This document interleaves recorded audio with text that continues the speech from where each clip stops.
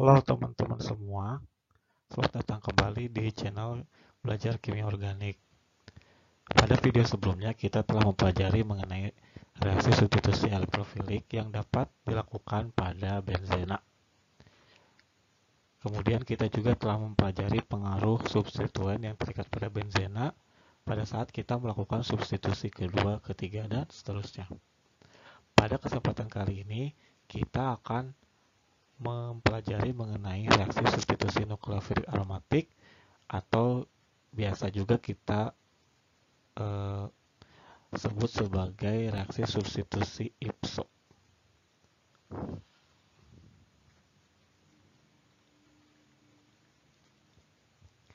Baik, jika ada yang ingin ditanyakan, teman-teman bisa langsung tuliskan di kolom komentar. Dan jangan lupa subscribe channel ini, kemudian nyalakan tanda notifikasinya supaya teman-teman terus mendapatkan update dari video-video terbaru di channel ini. Nah, pada video sebelumnya kita sudah bisa mensintesis turunan benzena, misalnya halobenzena, kemudian nitrobenzena, kemudian ada juga asam benzoat ya, kita sudah belajar. Kemudian ada juga metilbenzen. Nah, bagaimana kita dapat mendapatkan fenol dari benzena? Padahal pada reaksi-reaksi sebelumnya kita belum pernah menemukan fenol, dan fenol itu juga merupakan senyawa penting yang bisa kita temui sehari-hari. Nah, kira-kira ada teman-teman yang tahu bagaimana kita mendapatkan fenol dari benzena? Silakan tulis di kolom komentar. Baik, jadi fenol dapat disintesis melalui rute berikut dari benzena. Jadi H ini adalah benzena ya. Kemudian kita lakukan reaksi nitrasi sehingga diperoleh nitrobenzena. Gugus nitro tersebut kita reduksi sehingga menjadi anilin. Jadi kita bisa mendapat anilina melalui rute reaksi ini. Selanjutnya anilin itu kita diazotasi sehingga diperoleh garam diazonium yang kemudian direaksikan dengan air dan katalis tembaga 2 oksida membentuk fenol. Jadi cukup panjang untuk dapat memperoleh fenol. Tapi yang perlu kita lihat adalah perubahan dari garam diazonium ini menjadi fenol oleh air. Di sini terjadi substitusi IPSO. Maksudnya adalah substitusi di tempat living group tersebut terikat. Jadi substitusi terjadi di sini dan melepaskan gugus pergi yang paling baik yang pernah ada, yaitu gas N2. Jadi reaksi ini sangat mudah begitu, dan di sini terjadi substitusi di posisi IPSO. Posisi IPSO itu yang ini. Ini kan posisi orto, ini meta, ini para. Jadi IPSO itulah pada posisi yang tempat terikatnya living group. Jadi ini kita lihat di sini bagaimana cara kita mendapatkan nitro. Kita sudah tahu bahwa reaksi antara benzena dengan asam nitrat dan asam sulfat itu akan menghasilkan nitrobenzen. Selanjutnya nitrobenzen ini kita reduksi, bisa menggunakan H2 bebas dan katalis, misalnya palladium, begitu kita bisa dapatkan anilin, atau kita juga bisa mereaksikan besi dan HCl untuk memperoleh H2 in situ. In situ tuh jadi diperoleh H2-nya dalam reaksi, kemudian langsung bereaksi dengan NO2 sehingga diperoleh anilin. Reaksi pembentukan H2 ini anilin dari nitro cukup baik, yaitu dengan yield yang tinggi. Selanjutnya anilin tersebut kita lakukan diazotasi. Jadi kita ubah anilin ini membentuk garam diazonium yang dilanjutkan dengan reaksi-reaksi seperti pada skema di layar ini. Jadi kalau kita reaksikan dengan air dan katalis Cu, itu akan diperoleh fenol atau gugus hidroksi.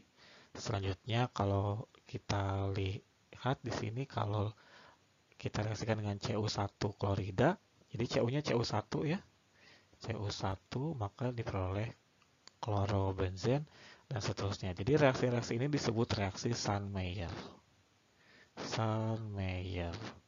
Jadi reaksi-reaksi substitusi nukleofilik aromatik via pembentukan garam diazonium.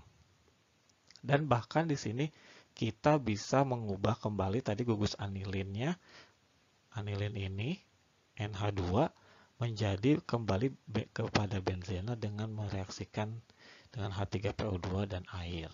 Begitu. Kita juga bisa mendapatkan fluor di sini, fluor dengan mereaksikan dengan HBF4. Itu kita bisa mendapatkan F yang belum pernah kita peroleh pada reaksi sebelumnya. Nah, contohnya di sini kita akan membuat ortonitrobenzonitril. Jadi di sini kita punya ortonitroanilin, jadi kita ubah dulu menjadi ortonitroanilin. Selanjutnya direaksikan dengan HCl misalnya dan natrium nitrit sehingga diperoleh asam nitrit, diperoleh garam diazonium di sini, kemudian direaksikan dengan Cu1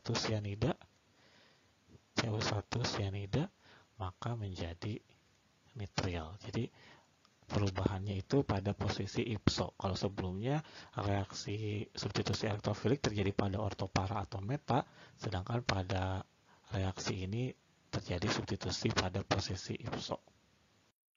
Selanjutnya kita juga bisa melakukan kopling diazonium, yaitu reaksi antara ini garam diazonium dengan turunan benzen yang memiliki gugus pendorong elektron. Jadi di sini ikatan elektron bebasnya akan didorong ke dalam cincin benzen sehingga ini dapat melakukan serangan sehingga diperoleh para fenilazopril, jadi senyawa azo yang memiliki warna khas. Umumnya warnanya oranye, kuning, merah begitu ya. Jadi tergantung pada gugus di sini. Nah, jadi yang paling penting di sini adalah kita harus punya garam diazonium, kemudian kita punya senyawa pengupling yang memiliki gugus pendorong elektron. Contohnya di sini fenol. Gitu ya. Oke, kita coba lihat beberapa contoh soal di sini. Jadi kita diminta untuk menyarankan rute sintesis. Jadi rute sintesis bukan mekanisme reaksi ya. Rute sintesis itu tahapan-tahapan kita lakukan untuk mendapat senyawa-senyawa berikut dari benzena atau toluena. Baik, di sini misal kita akan coba senyawa yang pertama. Oh ya, senyawa yang ketiga berarti ya. Di sini kita punya benzena trisubstitusi. Maka di sini kita tahu bahwa salah satu di antaranya adalah berasal dari nitrobenzen. Jadi di sini Cn ini akan setara dengan nitrobenzen. Begitu. Jadi ini asalnya dari. Jadi ini tuh tanda ini tuh dari dibacanya. Jadi Cn ini dari NO2. Kita tahu tadi NO2 kalau kita reduksi dan kita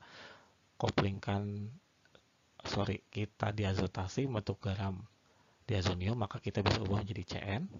Selanjutnya, karena NO2 ini pada posisi meta, sehingga posisi NO2 ini harus dipertahankan. Karena posisi meta ini akan sangat penting untuk menempatkan Br di sini pada posisi meta. Karena itu, pasti senyawa ini berasal dari nitrotoluena.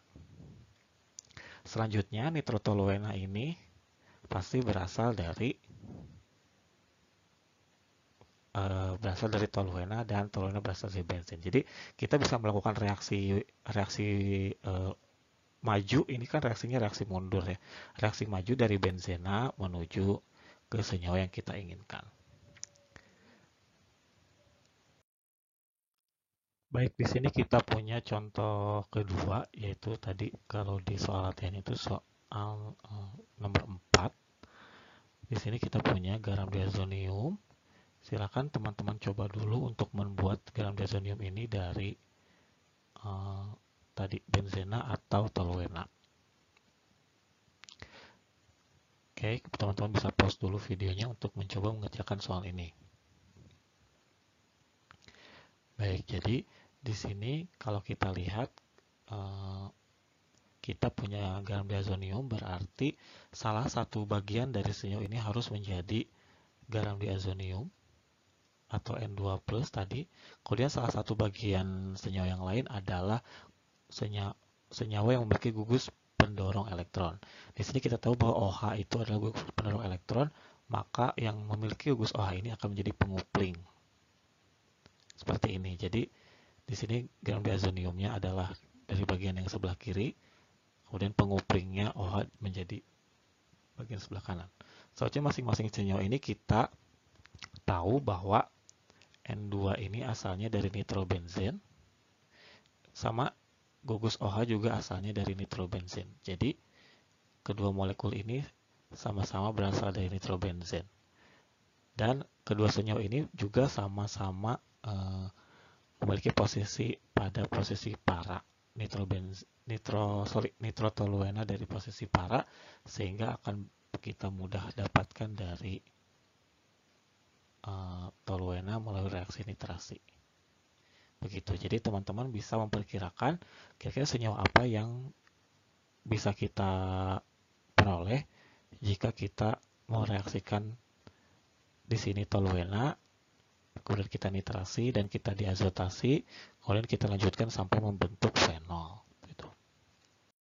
Baik, demikian teman-teman penjelasan mengenai substitusi nukleofilik aromatik. Semoga menambah kekayaan pengetahuan teman-teman mengenai reaksi-reaksi pada senyawa aromatik. Selain itu, silakan teman-teman tuliskan di kolom komentar pertanyaan ataupun tanggapan mengenai video ini. Dan jangan lupa subscribe serta nyalakan tanda notifikasi sehingga teman-teman terus mendapat update setiap ada video baru di channel ini. Terima kasih atas perhatian teman-teman. Sampai jumpa di video berikutnya.